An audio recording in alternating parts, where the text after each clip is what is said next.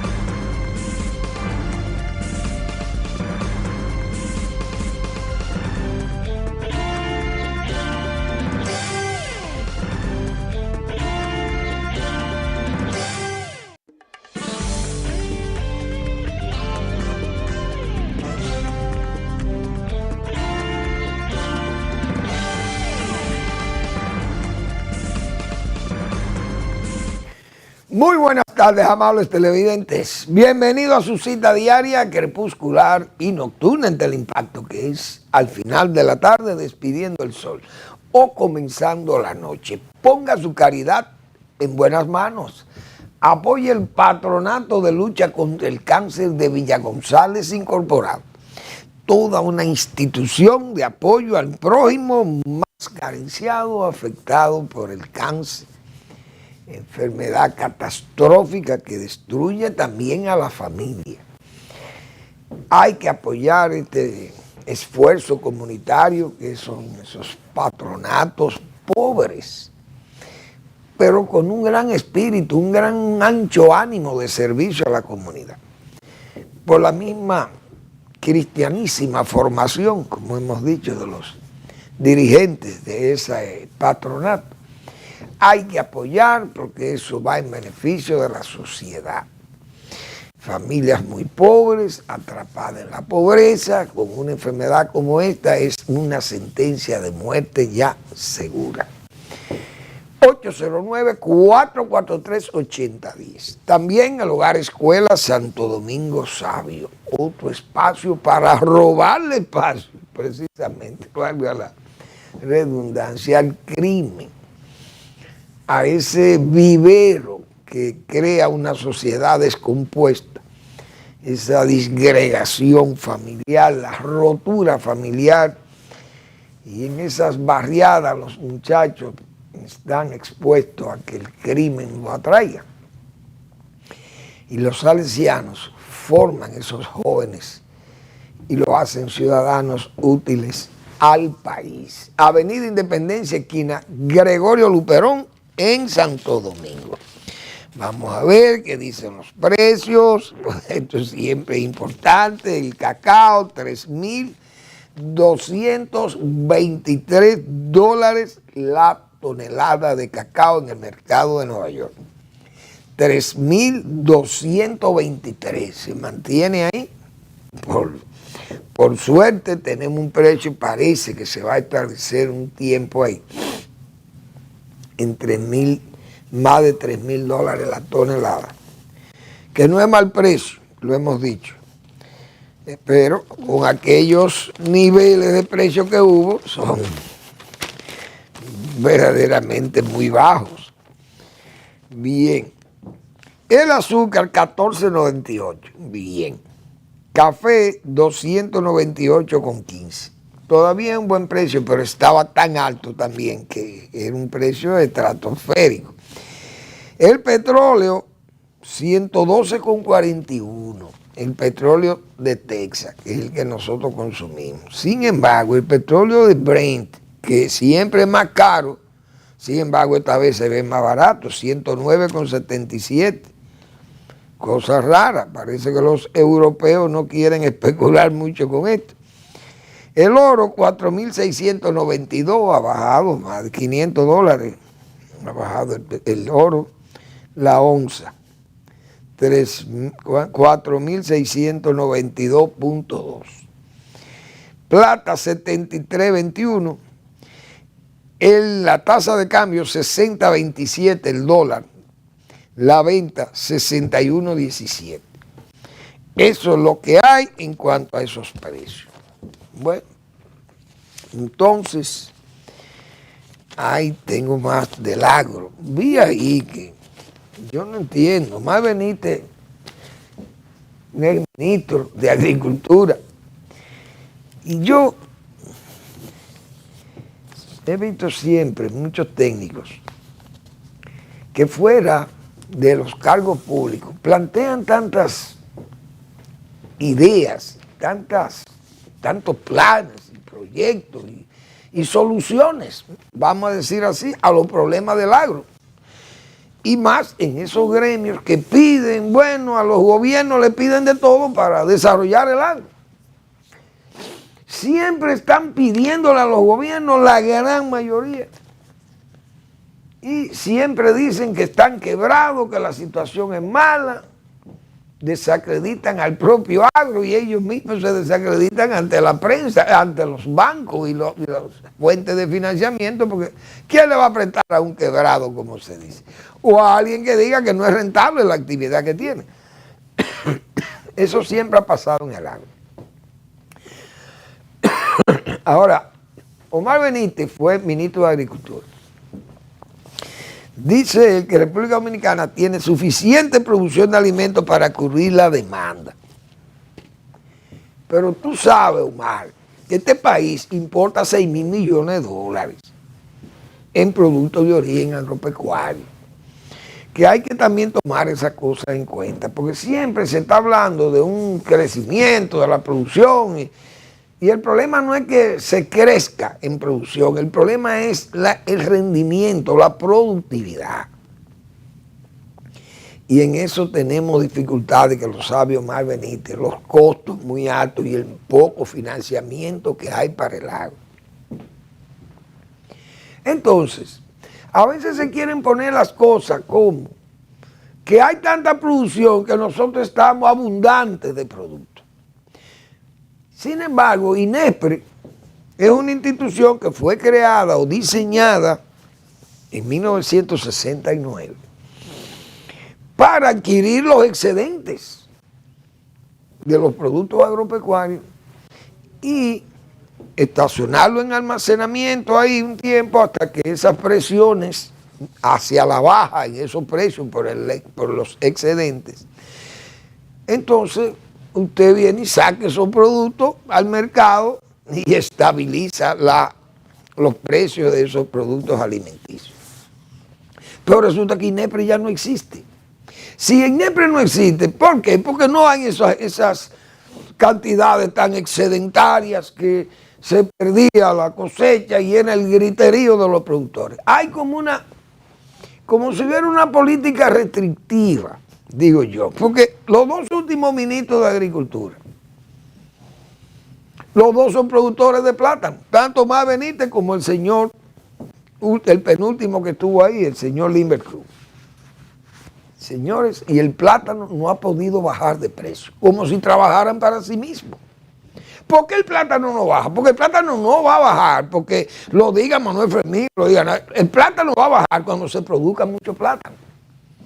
Porque tiene que haber una presión hacia la baja con la producción, y si hay excedentes de plátano que no se puede producir tanto, porque entonces los productores van a perder, usted regula la producción bajo una buena planificación. O INESPRE entra al mercado y dice, bueno, los plátanos se maduran, pero nosotros vamos a tratar entonces de colocar estos excedentes, lo vamos a colocar en áreas por ejemplo, asistenciales que tiene el gobierno, o en plaza, y hacen mercados alternativos o mercados móviles, etcétera, etcétera. O planes sociales del gobierno, al área de la salud, lo mandan a los hospitales, o los comedores económicos, a los cuarteles militares, qué sé yo. Hay muchísimos programas que tienen los gobiernos para eso. Pero es que no hay excedentes. Entonces, el dominicano está condenado a consumir plátano a 24 y a 25 pesos la unidad. Si lo compra en el supermercado, porque si lo compra en el colmado, eso es prohibitivo. Yo pienso que mucha gente se ha ido desplazando al pan, porque usted casi consume con 4 panes, vale un plátano. Entonces la gente dirá, pero yo a los muchachos míos lo que le voy a dar pan con huevo, no le voy a dar plátano con huevo, porque el plátano me sale muy caro. Es decir, así se han ido desplazando y quizás el pueblo dominicano ha ido también cambiando sus patrones de consumo, porque ha habido muchas dificultades. Entonces no puede estar pagando yuca a 35 y a 40 pesos la libra, porque entonces la mayoría de las veces le sale mala también. Ese es otro, el control de calidad. Las batatas, la gente se siente mal. ¿Por qué? Bueno, porque no son dulces y salen desabridas, dice la gente. Y otras veces con piogán y cosas de eso. Entonces no hay una estabilidad en la calidad y la inocuidad de los productos. Hay un descuido total en eso y yo no quiero hablar de trazabilidad en los problemas de trazas de pesticidas y esas cosas que se quedan y que fumigan a lo loco. Muchísimos productores por matar una plaga le tiran de todo, pero ellos no se dan cuenta que el consumidor tiene que sufrir las consecuencias. Bueno, entonces yo creo que esos excedentes de producción que aprecia Omar Benítez me parecen que están como desenfocados, porque yo veo, nadie le reclama al gobierno, mire, cómprenme estos productos que se me están perdiendo. ¿Y por qué no le reclaman al gobierno? Porque no los hay. INEPRE, cuando se creó esa institución, todo el mundo sabe que aquí habían excedentes. Bueno, el arroz pasa lo mismo. El arroz está estable porque el gobierno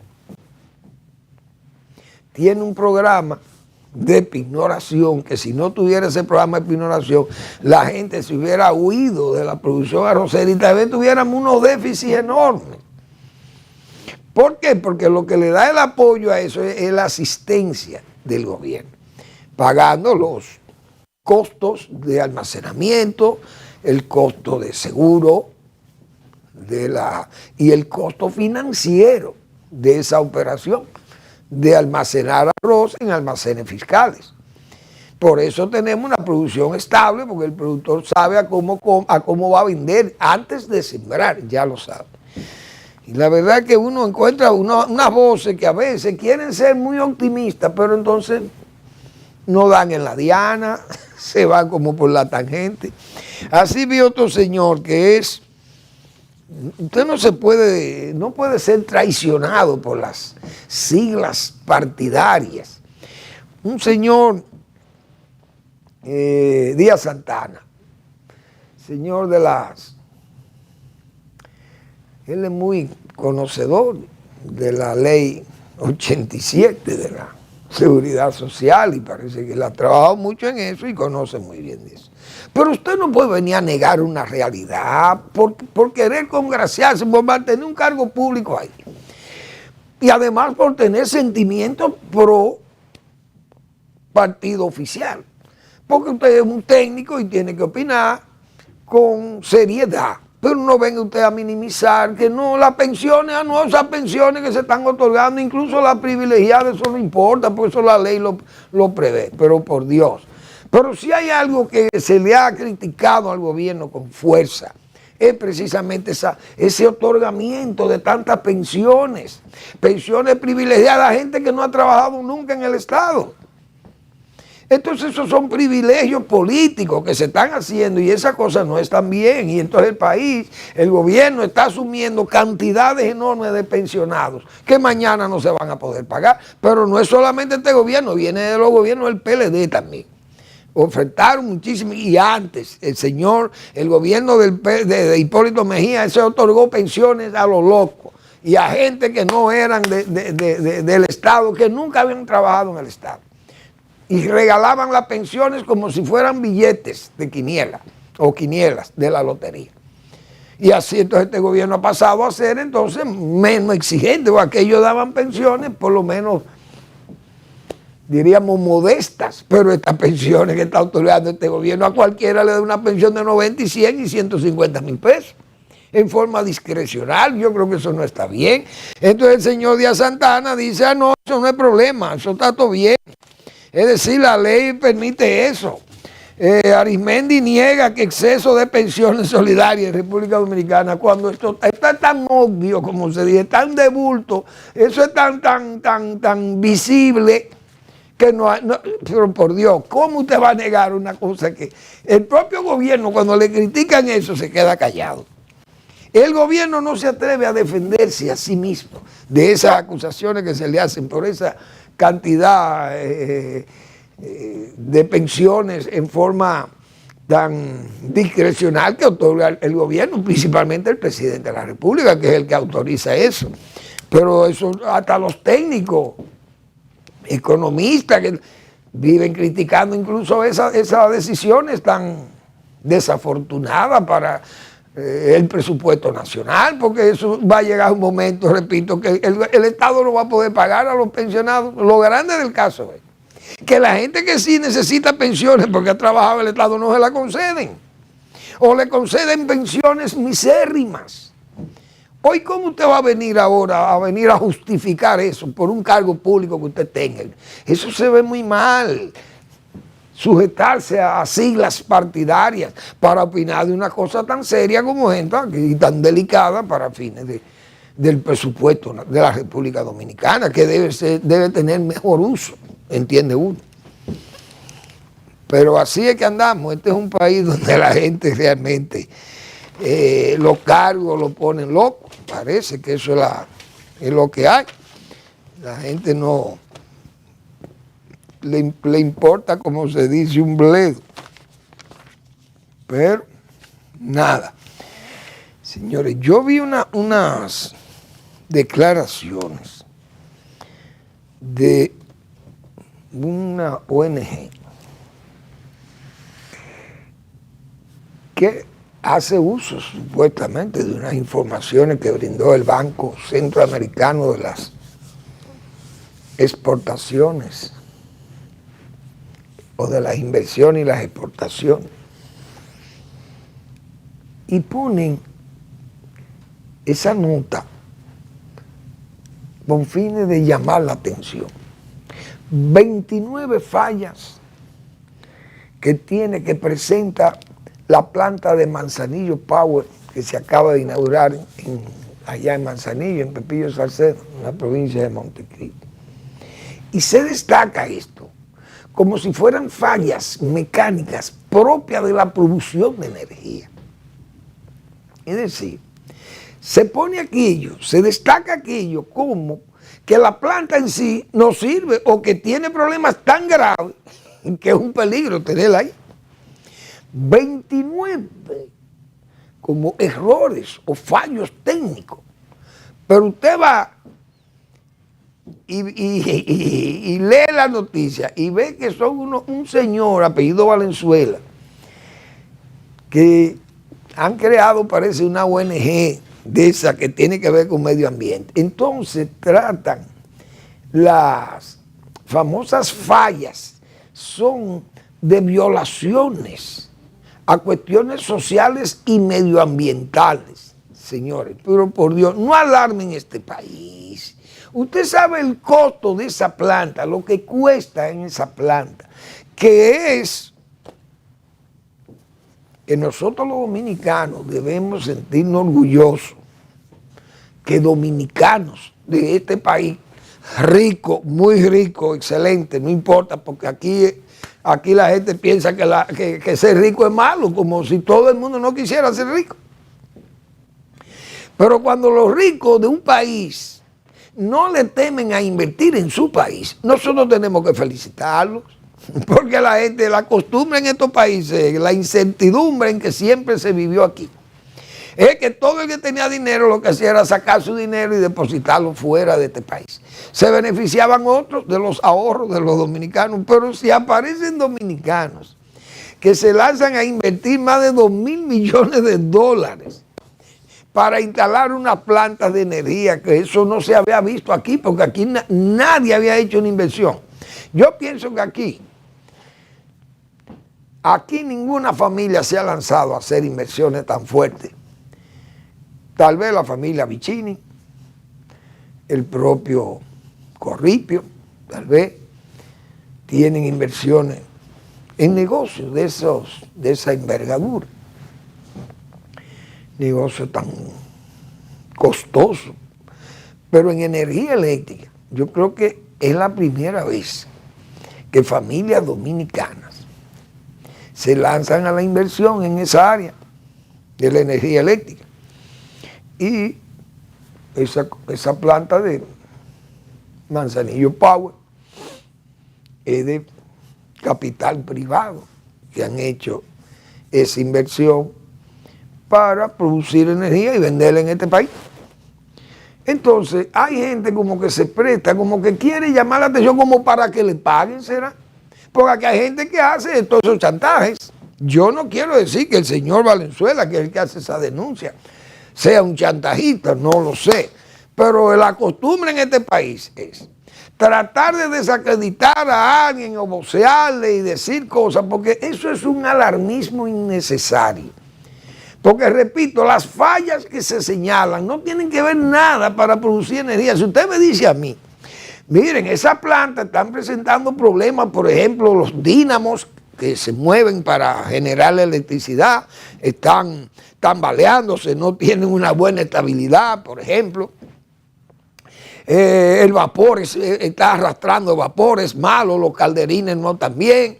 El vapor no tiene las presiones, no levanta las presiones necesarias, el agua es de mala calidad, el agua no está llegando bien y eso le está haciendo daño a los calderines, o la caldera, los quemadores de la caldera tienen problemas, no están trabajando con la eficiencia necesaria, o la transmisión a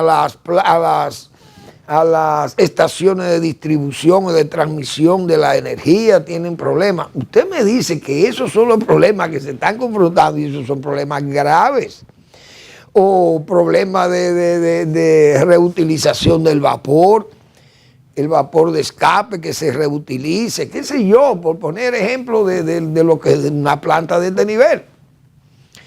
Que las turbinas tal vez que mueven los dínamos no están recibiendo bien la presión del vapor, qué sé yo, por poner ejemplos de ese tipo, que serían problemas graves. Pero usted venir a alarmar 29 fallas tienen las plantas de Manzanillo Power que acaba de inaugurar, incluso el presidente de la República fue a la inauguración. Eso no es más que un alarmismo innecesario, por querer llamar la atención y querer ahora hacer de esta inversión como una crítica sin razón, porque ya después que se invierten 2.000 millones de dólares allí, usted va a venir ahora a hablar de que los cambrones de los conucos o las, ¿cómo se dice? La playa de Tero Balsa va a sufrir, pero por Dios, venga acá, ¿y por dónde que andamos en este país? Yo creo que estos ambientalistas tienen que respetarse, porque usted no puede estar alarmando a la población con nimiedades. Vamos a la pausa.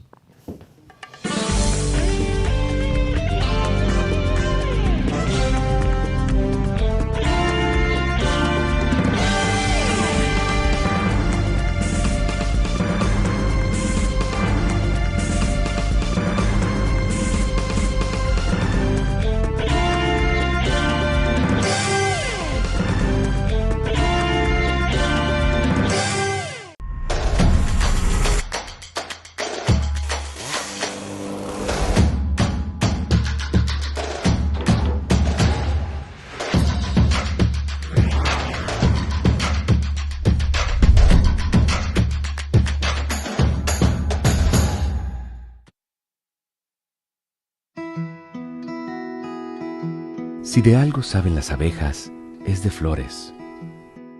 Hay de todo tipo y para todos los momentos.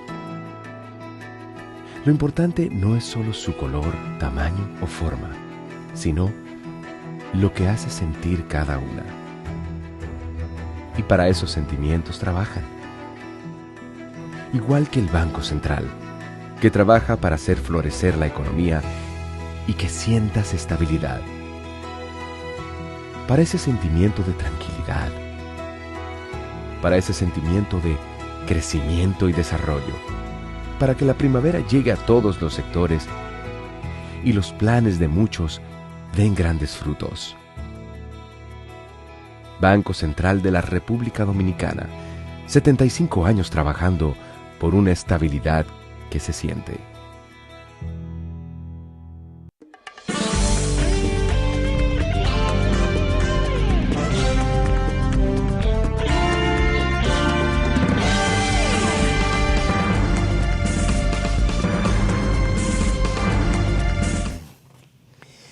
Fíjense lo que dice aquí, condiciones socioambientales. No, el señor Valenzuela, Fran Valenzuela, creo que se llama, el Centro Bahía de Manzanillo para el Desarrollo Regional. Ustedes saben los tollos que hay en esas playas y en todos esos mares y muelles de este país. Ahí vienen barcos, que yo me imagino los barcos que vienen a transportar los bananos de la línea noroeste. Yo me imagino los tollos que dejan ahí, en muelle, pero no lo ven. Aquella vez, yo recuerdo que dejaron unos residuos tóxicos ahí, en el gobierno de Salvador de Blanco, llenaron el muelle de muchísimos disparates. Recuerdo que era Ramón Alburquerque, director técnico, que querían también hacer lo mismo en Sansón, en la sabana de Sansón allá, querían llenarlo de residuos tóxicos, de basuras cloacales de Nueva York y New Jersey, esa zona del este de Estados Unidos. Se quedan callados. Los barcos vienen y derraman muchísima agua y basura y de todo ahí, no dicen nada. Entonces la planta ahora tiene enemigos, una planta eléctrica que lo que le va a hacer es darle servicio al país, ahí en esa zona. Porque todo, como se dice, palos y boga y palos y no boga. Y que el riesgo alto para la contaminación del aire y del agua, el manejo de residuos peligrosos, riesgos industriales, afectaciones a comunidades cercanas y presión sobre ecosistemas marino-costero de la bahía de Manzanillo, sabiendo uno que yo que conozco, todos nosotros los dominicanos que somos ibaeños y conocemos todo eso ahí, por Dios. Hoteles y de todo hay vaciando y tirando de todo en las orillas del mar y en las playas. Y no dicen, los haitianos haciendo muchísimas vagabunderías ahí en los cayos y tampoco dicen nada. No, hombre, vamos a ser más serios. Bien, yo me voy a permitir leer una colaboración de mi amigo José Café, que siempre sigue este programa por YouTube desde Barcelona, España. Nosotros hicimos unos comentarios precisamente sobre el turismo, donde el ministro de Turismo es un hombre que está en su trabajo, muy bien, pero no se quiere echar cananas por el turismo. El hombre lo que está en promoción. Promover el turismo, bueno, vamos allí, vamos por aquí, allá o acullá. Vamos a promover que República Dominicana es un buen destino, que República Dominicana tiene las condiciones, que tenemos las habitaciones. Vayan, inviertan, vayan, diviértanse. Muy bien, vamos a adecuar los caminos, las instalaciones que hay allí, etcétera. Pero hemos dicho que los problemas serios de organización y de urbanización en las playas y todo ese desorden que hay, construcciones y asuntos legales, inmobiliarios, etcétera, etcétera. Hay muchísimos problemas ahí. Pero el ministro de Turismo no se mete en nada de eso, en lo sanitario, la prostitución. Entonces, está bien, él dirá, bueno, esos no son asuntos míos, bueno, son asuntos de todos. porque eso ahí, en esas playas coinciden títeres, o sea, todas las instituciones públicas que tienen que ver con lo sanitario, con el orden público, con lo inmobiliario, la decantación de las aguas negras, etcétera, etcétera, agua potable, etcétera, energía eléctrica, todos esos son servicios, pero el Ministerio de Turismo tiene que estar pendiente de eso. Pero el señor David Collado no se echa canana. Ese no se echa esas responsabilidades encima. El hombre no habla nada tampoco de eso. Cabarete, problemas. Sosúa, problemas. Puerto Plata, problemas. Samaná, problemas. Ahora, donde no hay problemas es en Punta Cana. Porque ahí sí es verdad que no hay problema, porque a esa playa no entra nadie allí. Y ahí eso son en propiedad privada. Todo el litoral se considera propiedad privada. Pero tampoco el ministro de Turismo se mete en la distancia que hay entre el mar y las construcciones. Hay un margen de 60 metros, pero y el ministro de Turismo va y exige nada de eso. Es decir, que David Collado no se quiere echar cananas, como se acostumbra a decir. Vamos a ver a quién me escribe mi amigo José Café sobre el turismo, muy interesante. El modelo turístico dominicano, gestado en los 70, ha pasado del auge a la obsolescencia. Aunque el sector crezca, y de hecho lo vemos como según señala el señor ministro, su impacto distributivo es limitado al no superar el modelo de enclave. Y eso es una cuasi verdad.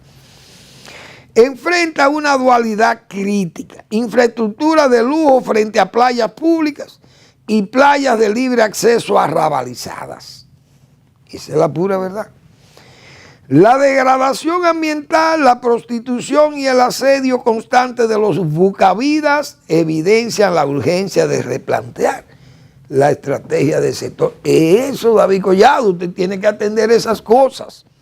Porque por eso mismo que estamos diciendo, no es solamente ir a adecuar el camino, un mirador o poner un baño allí para que la gente, no, es controlar el desorden que hay en esas playas, controlar esa crisis de conducta, esa crisis que se dan de urbanización en las mismas áreas de playa. Entonces, eso es degradación del turismo, aguas negras. Toda la contaminación de aire y contaminación de playas, todas esas cosas, ustedes vigilan eso. Uno sabe que el turismo no vigila todas esas cosas, uno lo sabe, porque uno lo ve eso, lo ve y lo siente cuando uno llega a esas. Bueno, señores, hemos dicho otras veces aquí, el gobierno ha pedido un diálogo con la oposición y los sectores productivos y todo el mundo ante la situación de crisis global, de guerra y todo aquello. Pero aquí siempre hicimos esos señalamientos, no críticas, nada más señalamientos de que la actitud del gobierno tan dispendiosa muchas veces aísla o aleja cualquier conversación o cualquier colaboración de los opositores con el gobierno, porque cuando vienen las elecciones se ven abrumados. Entonces usted le dice, bueno, vamos a echarle aire a los pulmones, que se le están gastando los pulmones, por ejemplo, a un gobierno, y usted le va y lo asiste, pero mañana usted sabe que está afilando cuchillos para su propia garganta. Y muchas veces los propios partidos de gobierno piensan que con circo y con lisonjeras esperanzas y promesas la gente se va a aquietar. Y la gente no se aquieta. Por ejemplo, nadie ha sido más dadivoso que este gobierno con los sectores pobres, vamos a llamarle así. ¿Qué gobierno ha repartido tantos bonos como esta? ¿Qué gobierno ha repartido tantos bienes públicos, títulos de propiedad y todas esas cosas? Ningún gobierno ha hecho tanto en esa área como este gobierno. Pensiones, que acabamos de decir las pensiones. Sin embargo, el gobierno pide colaboración, pero esa oposición, todo el mundo sabe que no va a actuar, porque siente que cada vez que los gobiernos piden auxilio, lo que se presta es para fortalecerse el gobierno en contra de la oposición misma. No es que se va a trabajar para el país. Por ejemplo, el Pacto de Nación, señores, había que ver aquella convocatoria en el Palacio Nacional. El presidente firmó con muchísimos partidos de oposición y partidos afiliados al partido oficial, con sectores de todas las capas sociales y económicas del país. Todo el mundo participó allí, rectores de las academias universitarias, firmando un documento pro patria, y eso se echó al zafacón. Jamás se volvió a hablar del pacto por la patria. Se escribió todo un folleto, un pequeño boletín, un pequeño folleto impreso con todos los puntos para tratar de resolver o de por lo menos paliar esa situación de crisis migratoria a que ha estado expuesta la República Dominicana por el problema de Haití. Pero eso nada, eso ha seguido en la migración, entra y detienen 400 haitianos, entran 4,000. Que el ejército tiene aquello, que viene esto, que hay temores de que en Haití la gente, y que vamos a reforzar. Y tenemos 6 años en esto, reforzando la frontera y el muro y nada, y es todo como queda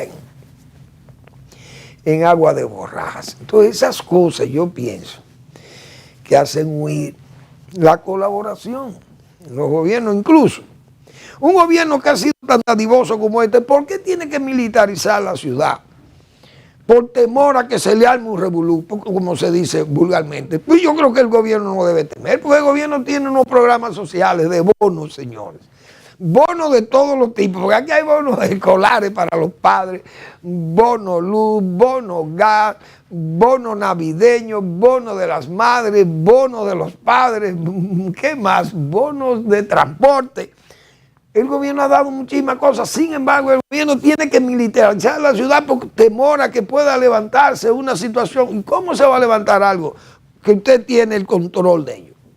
Porque que la gente que sale a rebelarse a la calle no son las personas de clase media alta, son precisamente la gente de clase media baja o muy baja, que tienen problemas de adquisición de alimentos, de medicamentos, de qué sé yo, de transporte, del empleo, el chiripeo, etcétera, etcétera. ¿Por qué temer?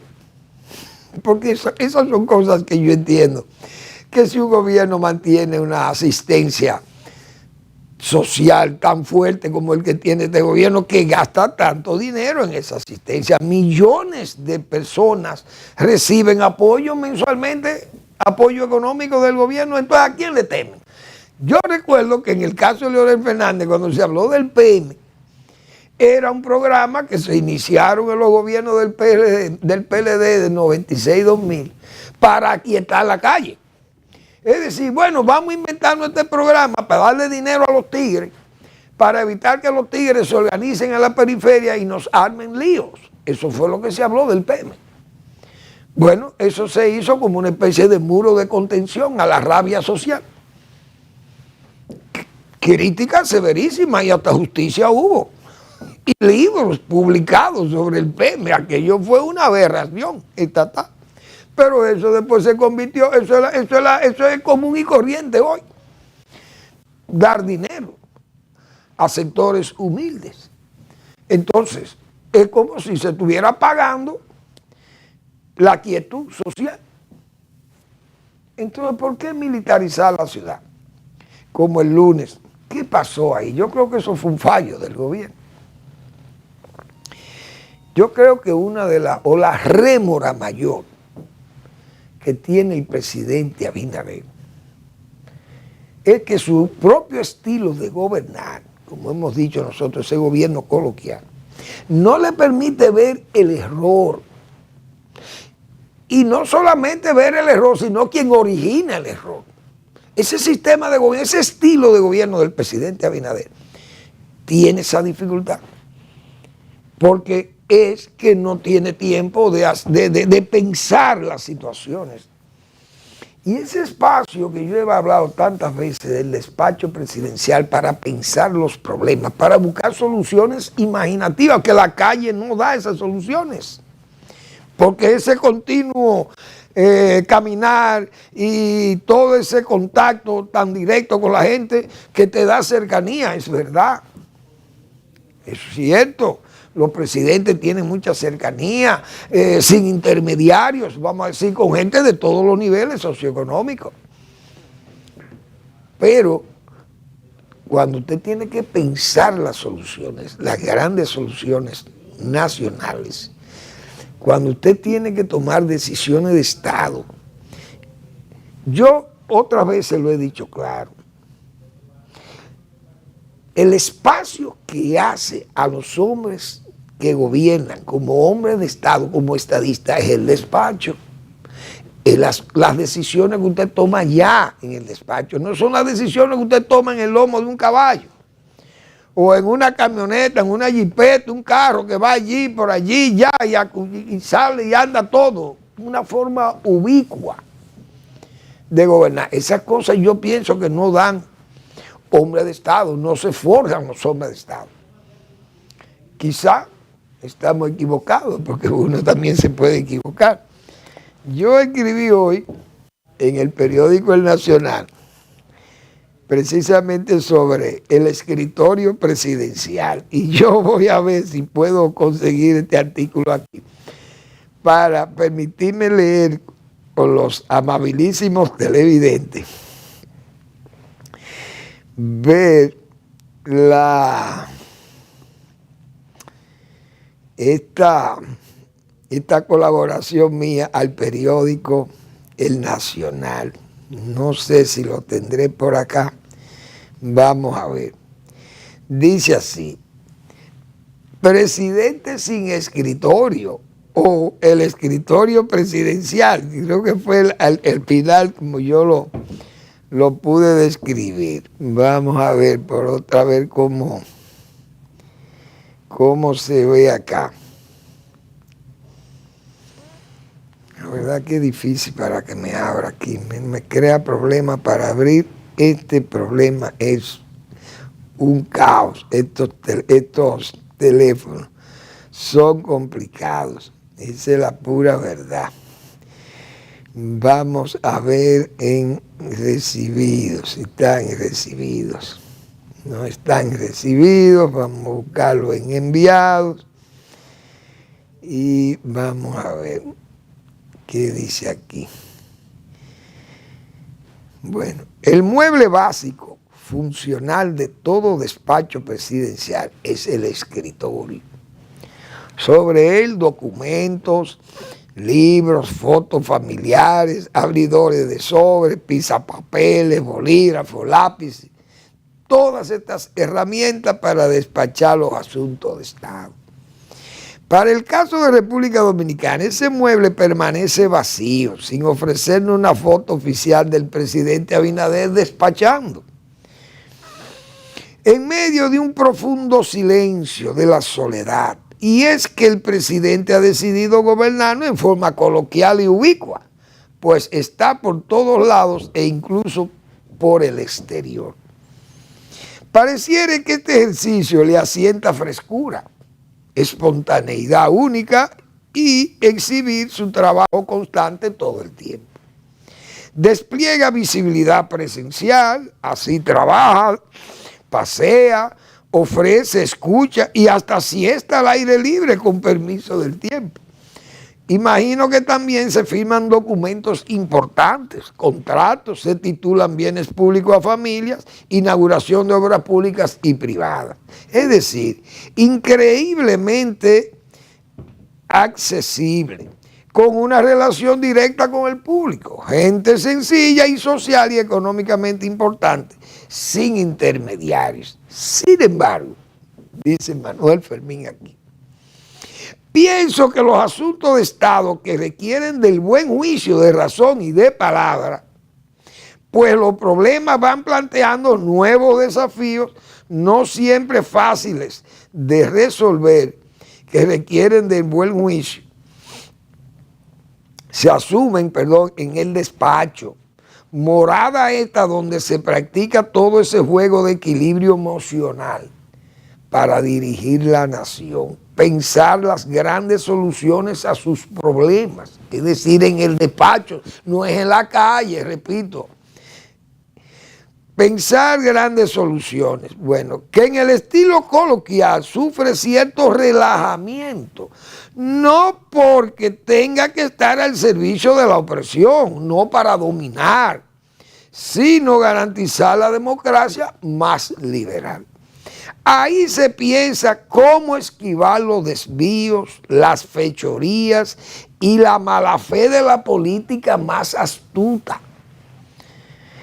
En la calle no hay soluciones imaginativas y promesas, es decir, solo promesas, no, soluciones imaginativas, solo derramamiento de gasto público y promesas, es decir, evacuar demagogia.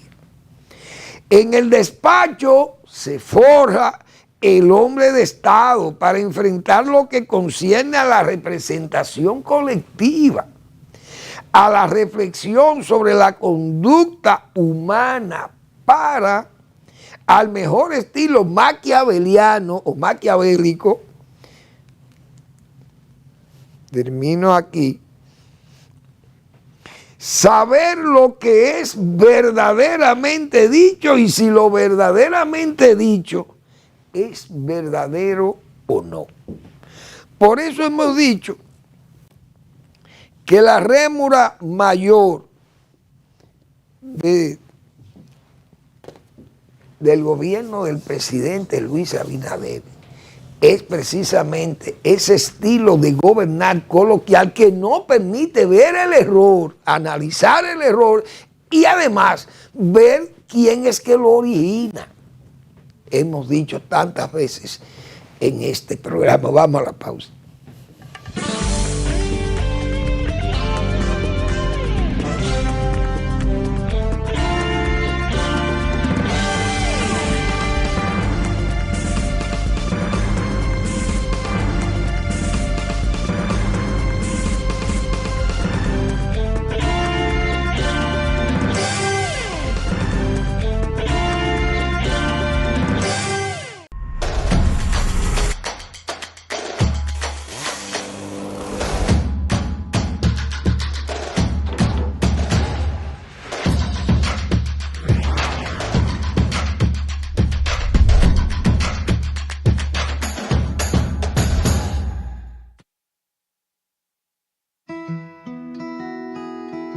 Si de algo saben las abejas, es de flores. Hay de todo tipo y para todos los momentos. Lo importante no es solo su color, tamaño o forma, sino lo que hace sentir cada una. Y para esos sentimientos trabajan. Igual que el Banco Central, que trabaja para hacer florecer la economía y que sientas estabilidad. Para ese sentimiento de tranquilidad, para ese sentimiento de crecimiento y desarrollo, para que la primavera llegue a todos los sectores y los planes de muchos den grandes frutos. Banco Central de la República Dominicana, 75 años trabajando por una estabilidad que se siente.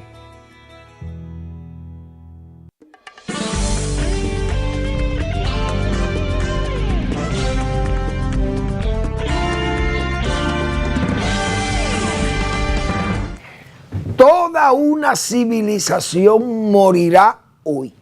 Señores, es el ultimátum. La última decisión de Donald Trump contra Irán es destruirle, dice, dejarle piedra sobre piedra.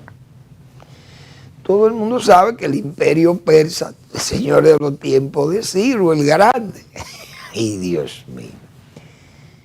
Hay que ver lo que fue esa Persia de esos años tan atrás.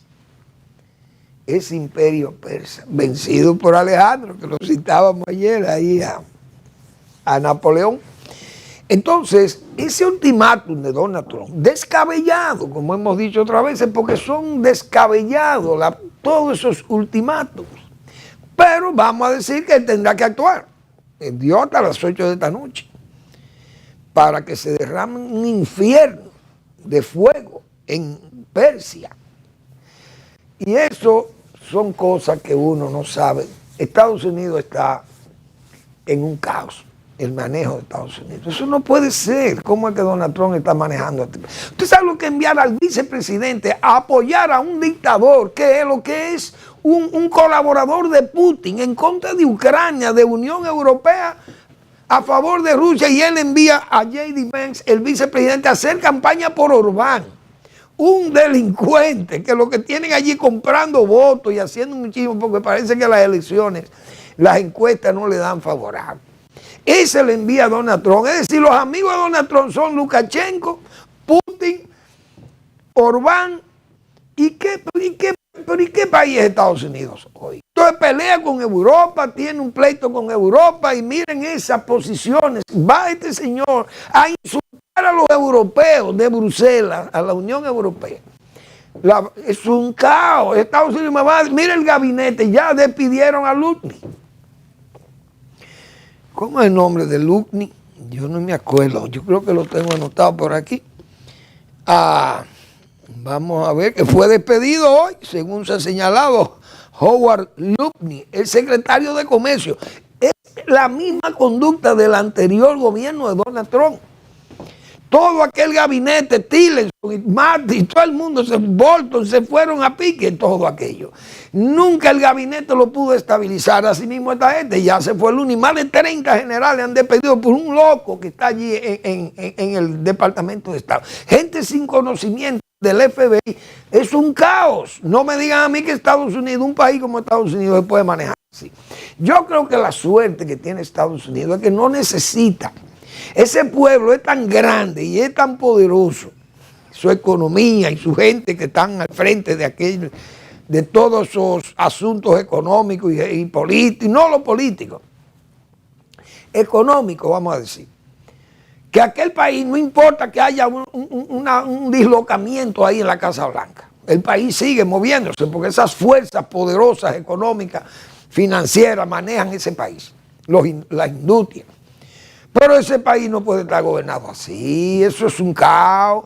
Entonces dice que va a borrar a Irán. Imagínense, una guerra que la inició sin consultar a nadie. Y después entonces le exige a los aliados que lo apoyen. Y si no, ¿aliados de qué? Si tú desde que llegaste al poder quieres rendir a Ucrania, quieres apoyar a Putin, apoya a Orbán, apoya a Lukashenko, todos los enemigos de Ucrania, y él mismo se comporta como un enemigo de Ucrania, que esa no es su guerra, pero Estados Unidos firmó un acuerdo en Minsk, donde él tenía que brindarle apoyo a Ucrania, que se desprendía de las armas peligrosas, armas nucleares. Es decir, es un hombre que no ve acuerdos, no ve contratos, no ve nada, es un individualismo posesivo. Los gabinetes se le van todos los funcionarios. Entonces, ¿cómo se puede gobernar un país en esa condición? Y todavía tiene seguidores, Donald Trump, que lo elogian. ¿Pero qué es lo que vamos a elogiar, señores? Esa conducta díscola y ese gobierno anda muy mal. Estados Unidos no puede tener... Usted sabe lo que insultar a Europa. Mire, la base la vamos a retirar de ahí, dice el secretario de Estado. Van a retirar las bases. Bueno, yo no quiero ver a Ramstein moviendo esa base de Ramstein en Alemania, eso es una locura. O la derrota ahí en Cádiz, en España. Bien, gracias por su atención. Nos vemos mañana en otra entrega de Al Final de la Tarde, Despidiendo el Sol o Comenzando la Noche.